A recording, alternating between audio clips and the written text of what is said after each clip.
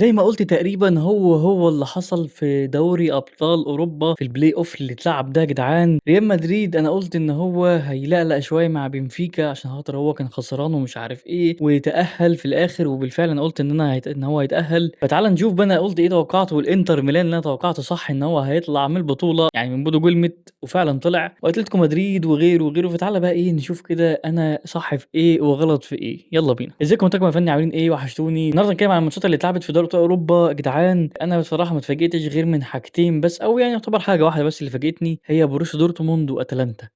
لكن نبدأ بمثلًا ليفركوزن. أنا قُلت ليفركوزن هيكسب ويعدّي أولمبياكوس، عدّى بالفعل أولمبياكوس وكسب ليفركوزن. أنا قُلت نيوكاسل هيعدّي كاراباغ وفعلًا نيوكاسل كسب كاراباغ وكسبهم حفلة 9 تجوان، وكانت ليلة وجوردن والفانتزي اللي جايب جوردن فانتزي كان مبسوط على الآخر يعني.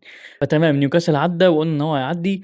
أتلتيكو مدريد بقى وإنتر ميلان. أنا قُلت إن هُم كان مستواهم مش حلو، متذبذب أي نعم لحدٍ ما، ولكن أنا قُلت إن أتلتيكو مدريد وسيميوني العيال دي فاهمين البطولة كويس جدًا ودارسين الموضوع، فكده هيعدّوا بالخبرة، مع إن كلاب بروج يعتبر بالنسبة لي لا تقل يعني كخطورة عن بودو جلمت خالص.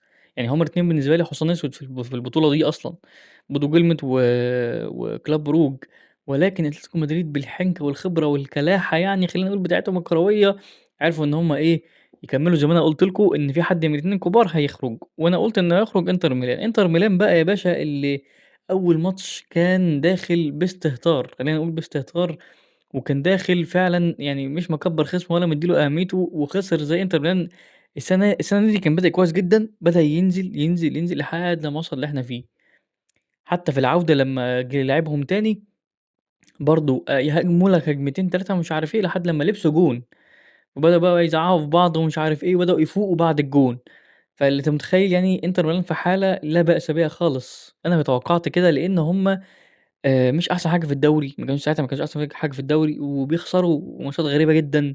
فحسيت إنتر ميلان هتطلع، وعلى الناحية التانية بودو جيلمت كانت عاملة مستوى خطير في دوري أبطال أوروبا. فأنا قُلت بقى إيه، هيعملوا عليهم ماتشات وهيكسبوهم وتمام كده، وفعلًا أتلتيكو مدريد عدّى وإنتر ميلان إنتر ميلان خرج برّه. و ريال مدريد وبنفيكا. ريال مدريد وبنفيكا أنا قُلت إن ريال مدريد أي نعم هو حبّة فوق وحبّة تحت، يخسر في الدوري وييجي يكسب في الChampions League. بس أنا قُلت إن برضه نفس الفكرة أتلتيكو مدريد طبعًا مع تقديري يعني للمسافات اللي بينهم يعني، ولكن ريال مدريد دي بطولتهم، هم عارفين هم بيعملوا إيه، فأكيد مش هيخسروا من بنفيكا برضه، مع إن ريال مدريد بتلعب من غير امبابي. أنا قُلت إن امبابي هو اللي هيجيب كل الأجوان تقريبًا، وقعدت أقول هيجيب هاتريك الماتش ده والماتش اللي بعديه، بس ده ما حصلش. وامبابي يعني الماتش الأولاني ما كانش موجود تقريبًا، والماتش التاني كان مصاب، اتقال قبلها ب3 ساعات فابريزو نزّل بوست وقال لك إن امبابي مصاب وما لعبش، ولكن ده ما أثّرش على ريال مدريد في حاجة، لإن هم كسبوا وعرفوا يعدّوا يعني. وعلى الناحية التانية إنتر ميلان كان مصاب من عندهم لوتارو مارتينيز في العودة. حقيقي أنا يعني عمري ما اقتنعت بلوتارو مارتينيز ده، يعني عمري ما شُفته يعني لعيب عِدِل، حتى من أيام الأرجنتين أتفرّج عليه في الأرجنتين بيبقى حاجة. إنتر كده بيه أو من غيره كان هيخسر قصدي، وهيطلع من البطولة فمش فارقة لوتارو من غير لوتارو يعني. وبرضه عندك سيميوني اللي نزّل الفحل سورلوس. طبعًا أنا كبرشلوني هاقدر أقول لك سورلوس ده عمل فينا إيه يعني، يعني حاجات حزينة يعني بصراحة.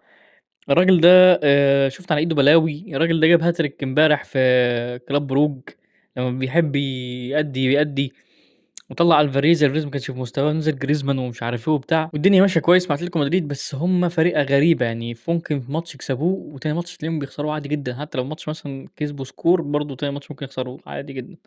هنلاعبهم في العودة ونشوف هنعمل إيه، هنشوف إحنا هنعمل إيه. عمّال باتكلم واحلل من الفرقة التانية، ونشوف بقى فرقتي أنا، الوكسة الكبيرة. أنا عارف إن إحنا يعني طبعًا ما عملتش فيديو إن إحنا بقينا الأول، رجعنا الأول تاني، عشان أنا بصراحة خايف من فرقتي، يعني مش واثق فيهم. يعني هل أنا هاطلع بقى أضحك وأهزر إحنا الأول ومش عارف إيه ونرجع نخسر تاني؟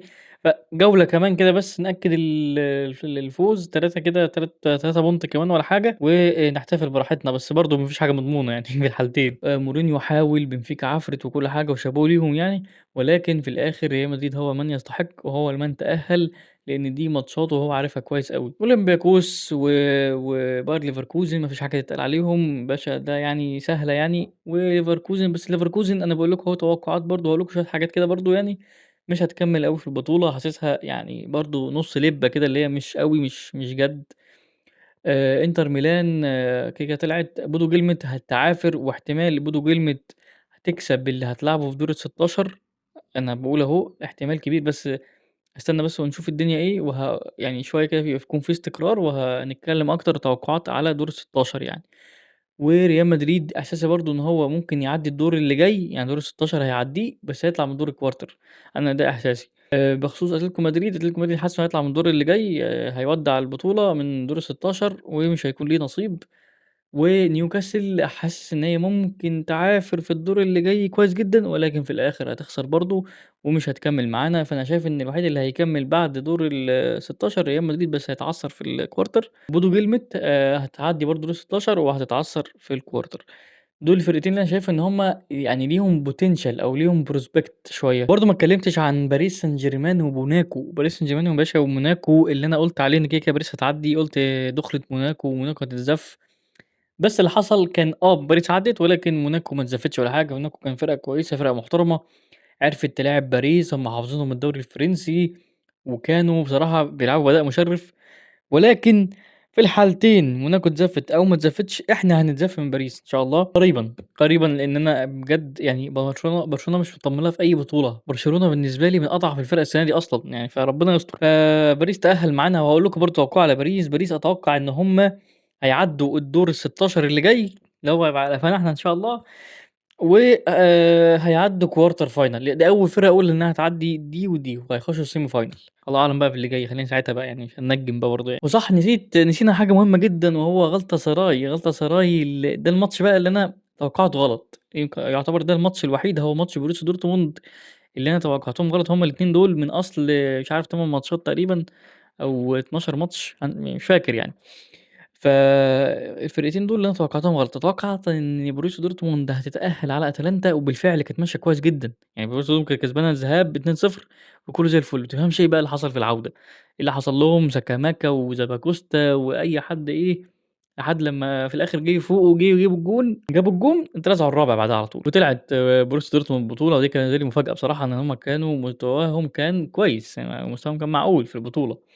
وحاجة تانية بقى وهي يوفنتوس اللي كان بادئ كويس جدًا، وجالاتا سراي برضه كان بادئ كويس جدًا، على فكرة أنا قُلت حاجة ساعتها في التوقعات، قُلت إن جالاتا سراي هيعافر معاه ويمكن يكسب الذهاب. ولكن حسيت إن في العودة أو النصيب في الآخر هيكون من يوفنتوس، ولكن اللي حصل ما كانش مشابه للي أنا قُلته، اللي حصل إن جالاتا سراي كسب في الذهاب 5-2 وخسر في العودة 3-2 فكده، كده فرق جونين ليه، فتأهّل عادي جدًا وما فرقش معاه الخسارة اللي خسرها في ماتش العودة. بصراحة جالاتا سراي تستاهل التأهُّل، وجالاتا سراي بالنسبة لي إحساسي إن هي هتطلع من الدور اللي جاي عادي جدًا، ما تستناش إن أنا أقول لك حاجة يعني، لأ هتطلع من الدور اللي جاي إمكانياتهم على قدّهم. فأنا باقول لك أهو توقعات، خلّينا نلِم الموضوع في الآخر أهو، ريال مدريد هيتأهّل من دور ال16، هنقول نتأهّل من دور ال16 دلوقتي خلّينا في اللي بعد كده، بودو جلمت وريال مدريد وبس، بودو جلمت وريال مدريد هُم اللي هيعدّوا للدور اللي جاي بعد دور ال16 تمام، خلّينا بقى نقول الحاجات التانية أكتر أو في دور ال16 أكتر لمّا نقرّب دور ال16. إيه رأيك أنت إيه في الleague phase ده أو الknock out phase ده اللي حصل؟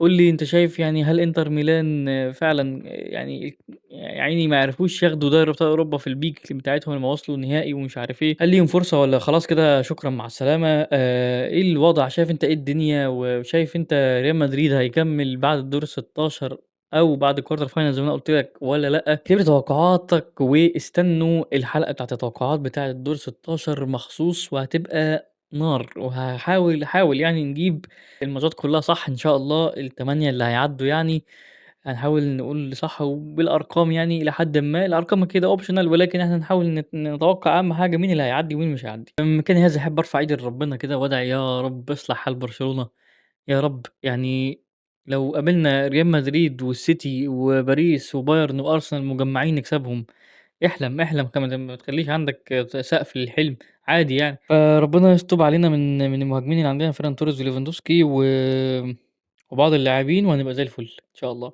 وعانت لامين يامال، عانت لامين يامال تحديدًا. شكرًا. فدي كانت حلقة النهارده طاقم فني.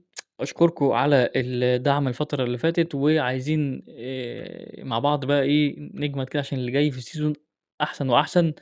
ورمضان كريم عليكم طبعًا، وما تنساش اللايك وسبسكرايب لو عجبك الفيديو، وفعّل زر الجرس عشان ييجي لك الحلقة أول ما تنزل على طول. وباحبك يا صديقي من الطاقم الفني، وباحبكم يا طاقم الفني كلكم. باي باي.